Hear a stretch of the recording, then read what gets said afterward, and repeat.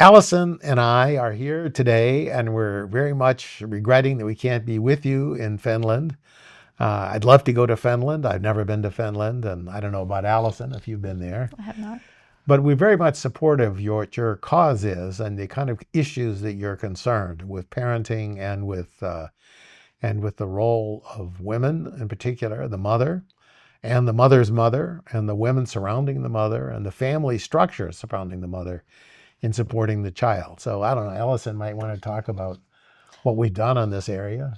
Well, at our center, the Center for the Economics of Human Development, where we are in Chicago right now at the University of Chicago, together for many years, our center has studied a number of programs, including some home visiting programs, as well as other early childhood policies. And I know one of the things we've discussed with Anne and the group before is about policies that are promoting child development and how they might target only children in centers and not focus on mothers or appreciate or acknowledge mothers in the home.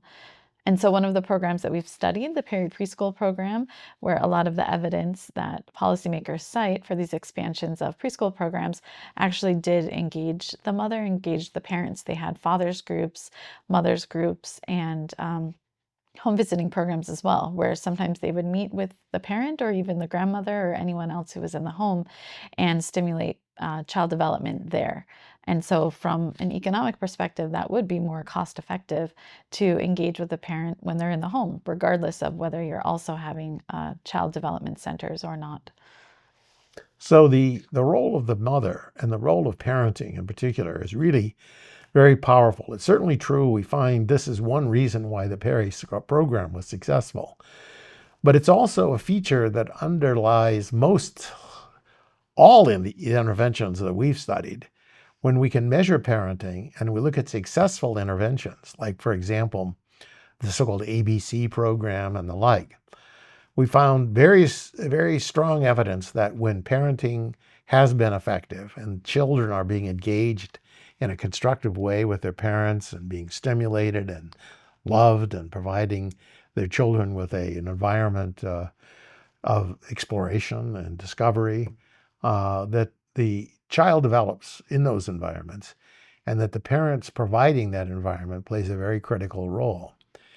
And I think one thing that one has to really think about that really is this is common sense, by the way. I mean, we're not claiming, I honestly believe the very first primates, maybe even before the early Homo sapiens, but the early, and probably other animals as well, know the importance of parenting. I mean, you can see this with whales and with tigers and with other species, hippopotamuses and so forth. But what is interesting, though, is that public policy and the way that we've constructed public policy and the way that academic life and the way public policy towards children is being conducted, the whole notion is not one of parents and families, but of schools and of education. And somehow the school is supposed to be like a lecture hall where the children go and they're learning all this knowledge. But what's neglected and what's crucial for the success of the child in the school is how strongly the parents support that child's learning.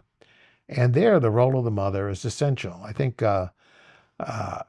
many years ago, there was a very famous British economist named Alfred Marshall, who was responsible for developing a lot of modern, what we think of as modern economics of the economics of industry and also of what is called price theory.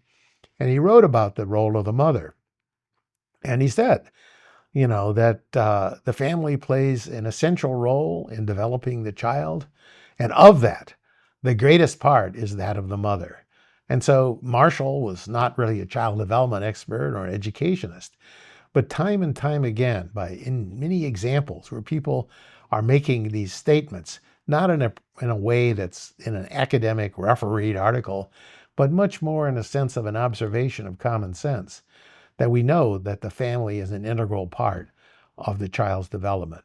And yet, public policy makes the assumption that the families are functional, the families are taking care of the children, and that parents know what they need to do. And sometimes that's not true. And Or some when it is not true, it's not very politically correct, right, to address it. Well, in the United States, we have a very serious issue here about many black children are born out of wedlock, and sometimes in very disadvantaged circumstances. And even the concept of child poverty, which people usually will announce, we see this everywhere. This is something that was true of every administration in the United States, whether it's a conservative or a liberal democratic administration. When we think about policies towards children, most politicians and most people are thinking about money, how we can then bricks and mortars and building this and doing that. But the real measure of child poverty is parenting, is the presence or absence of parenting. And understanding how parenting works is still an ongoing research area.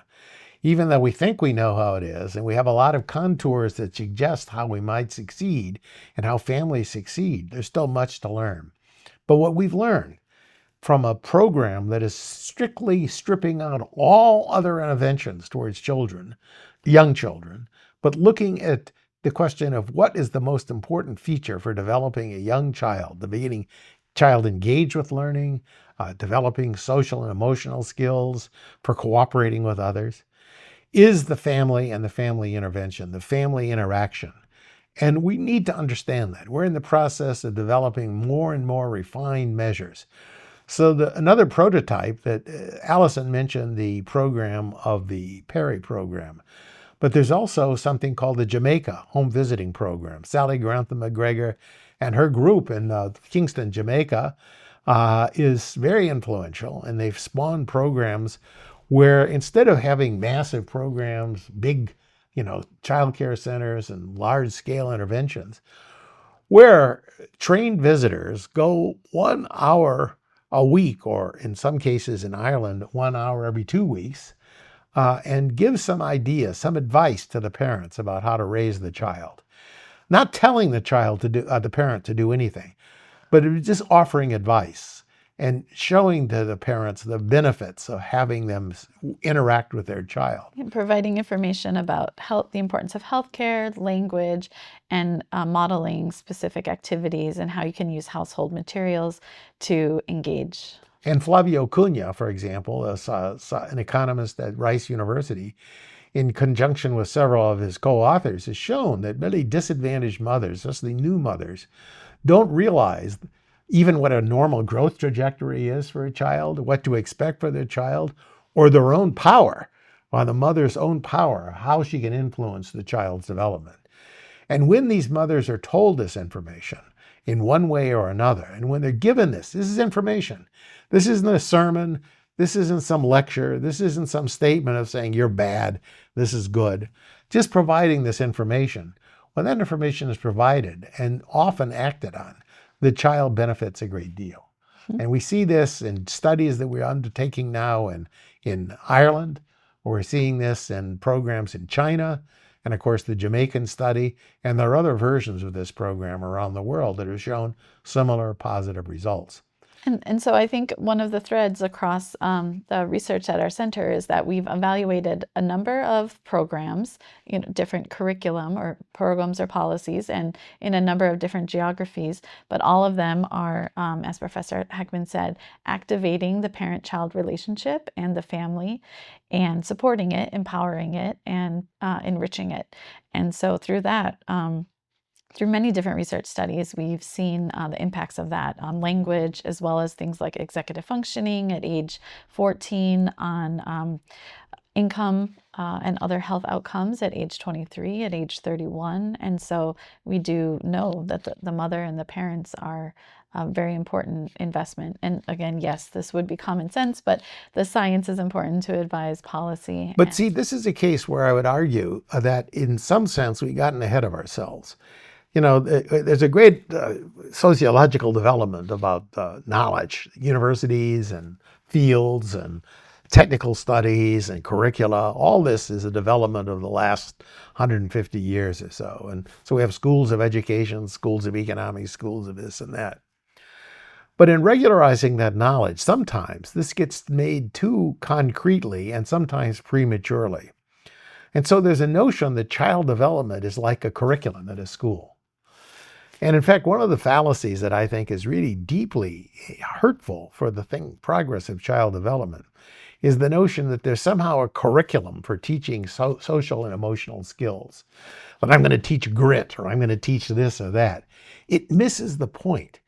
And this is a point that very perceptive people who have looked at the study of what parenting does recognize. And that is, it's not like there's a lesson in grit or a lesson in conscientiousness or a lesson in this. It's that when parents interact and provide examples of how decisions they make, how they can essentially make decisions that are, let's say, considered as opposed to hasty. When parents are essentially offering an example in their own lives of how children might behave, and the parents would be imitated by the children, that out of it comes a cluster of social and emotional skills as well as cognitive skills. So the very act of reading to the child, in part, affects the way the child's social and emotional skills develop. I mean, I could read to the child and say, here it is, you must know this. That's the kind of curriculum of the school notion, that somehow we must do this.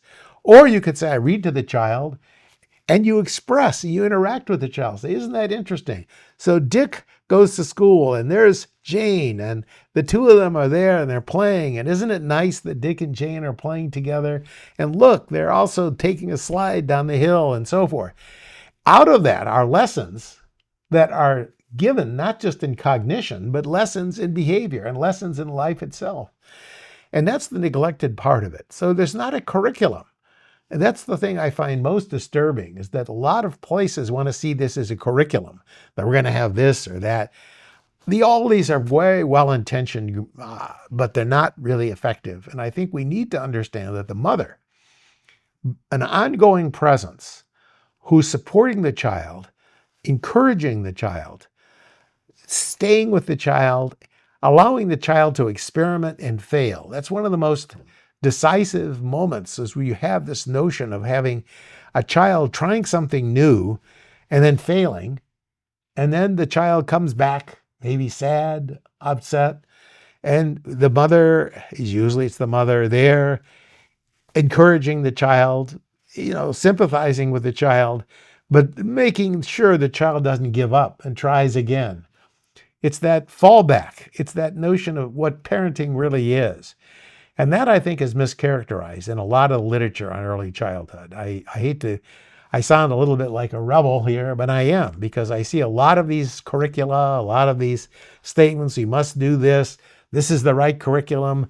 This is not the way parenting gets achieved. What happens is how parents are interacting with the children and doing it in a constructive way and staying with the child and understanding the child. And then understanding enough about themselves to try to tell a consistent story and act in a consistent way towards the child, and not act in an erratic and violent way or provide some kind of mixed messages. So parenting is hard, but parenting is valuable. And the other part of it is, and we know this from a number of studies that we've made, the value of parenting is completely underestimated. We know that for the following reason. When we see the effect of parenting interventions, those that actually give some guidance, so at the margin anyway, when you increase parenting that's very active and encouraging to the children, you can see benefits that accrue in terms of skills and talents that essentially show up throughout the rest of the life of these people. So with the Perry children, where we did see very active intervention with the parents, with the child, we can see that at age 55, these children now, the children and their own children, the children of the children, are actually showing strong executive functioning, the ability to manage themselves, less disease, less, in many ways, smarter, higher levels of IQ, and so forth and so on. All of these are coming, and it's not because there is a program just for IQ or a program just for health. Perry never said anything about health, and yet, nonetheless, you do see greater health. And so I think this is something that we need to really understand, is that holistic parenting is a very complex process. It has multiple benefits with big spillover and a very high economic return. And I mean literally, if you ask what's the value of society, to society, of a mother who's actively engaged in the child, it's hundreds and hundreds of thousands of dollars a year per child. And probably that's an underestimate. We can see how much.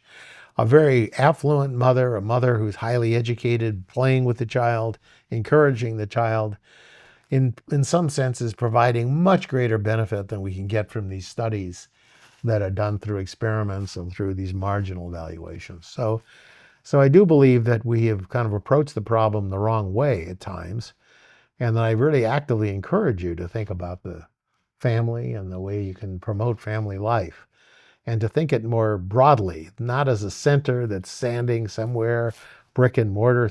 There could be brick and mortar. I'm not opposed to brick and mortar, so I'm not opposed to anything per se. But I do think the lesson that comes out of parenting is one of, it's ultimately social interaction. It's the interaction with the child. And what Vygotsky was calling scaffolding. It's literally staying with the kid and making the child, but in a sense of thinking about the structure of offering guidance and help, assisting the child in his own or her own self-discovery and knowledge creation. Because you want to turn this engine of learning and engagement on, and the parents are best suited to do that. So, Anne and everyone, thank you so much for featuring this work there. And we do agree that mothers at home matter, and the science would back you up. And I think we will continue to work on many of the problems that we discussed here. And thank you for your work and how you're carrying it forward. And invite us to Finland someday. I'd love Yeah, to see it. that I would be great. I love Finlandia. Great composer, and love the music of the Finnish composers. And we have a Finnish composer now, a Finnish conductor coming to the Chicago Symphony Orchestra, starting in a week or so. So we have a deep feelings for Finland. Thank you very much. Take care.